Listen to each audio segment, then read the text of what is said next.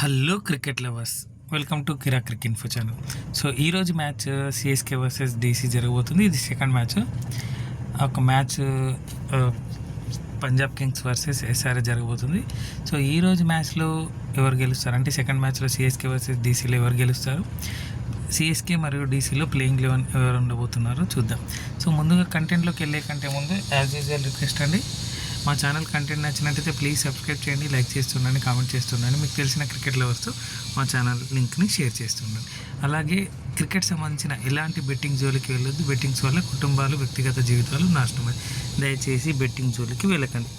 ఇక్కడ పెట్టిన పిక్స్ అన్ని కూడా గూగుల్ నుంచి తీసుకున్నవి గమనించగలరు. సో మ్యాచ్ విషయానికి వస్తే సిఎస్కే వర్సెస్ డీసీలో, సో సిఎస్కే పాయింట్స్ టేబుల్లో లాస్ట్లో ఉంది. అన్ని మ్యాచ్లు కూడా ఓడిపోవడం జరిగింది. డీసీ చాలా క్లోజ్గా వచ్చి లాస్ట్ మ్యాచ్ ఓడిపోవడం జరిగింది. సో సిఎస్కే ఎలాగైనా మ్యాచ్ గెలవాలని, ఖాతా తెరవాలనే పట్టుదలతో, మరియు డీసీ ఈ మ్యాచ్లో గెలిచి పాయింట్స్ టేబుల్లో ముందుకెళ్ళాలనే పట్టుదలతో రెండు కూడా ఉన్నాయి. So CSK versus DC match CSK home గ్రౌండ్లో జరగబోతుంది. సో దీంట్లో సిఎస్కే ప్లేయింగ్ 11లో ఆర్ ప్లేయింగ్ 12 ఎవరు ఉండబోతున్నారు చూద్దాం. సో మ్యాక్సిమం అదే టీం ఆడొచ్చు, ఓడిపోయినప్పటికీ కూడా అదే టీం ఆడొచ్చు చూద్దాము. రుతురాజ్ గైక్వాడ్, సంజు శాంసన్, శివన్ దుబే, ఆయుష్ మాత్రే, ఖలీల్ అహ్మద్, కాంబోజ్, ప్రశాంత్ వీర్, కార్తిక్ శర్మ, సర్ఫరాజ్ ఖాన్, రాహుల్ చాహర్ చూద్దాం స్పిన్ కావాలనుకుంటే తీసుకుంటారు, Overton, Noor Ahmad, Matthew Short, Matt Henry. So వీళ్ళలోనే ప్లేయింగ్ 11 ప్లేయింగ్ 12 ఉండొచ్చు. మిగతా కొత్తగా ఏం ప్రయోగాలు చేయకపోవచ్చు అని అనుకుంటున్నా, చూద్దాం. సో నెక్స్ట్ డీసీ మ్యాచ్కి వచ్చేసరికి డీసీ చాలా క్లోజ్ మ్యాచ్ అని చెప్పుకోవచ్చు. లాస్ట్ మ్యాచ్ సింగిల్ దిగిపోయి రన్అట్ అవ్వడం జరిగింది, లేకపోతే గెలిచేది ఆ మ్యాచ్.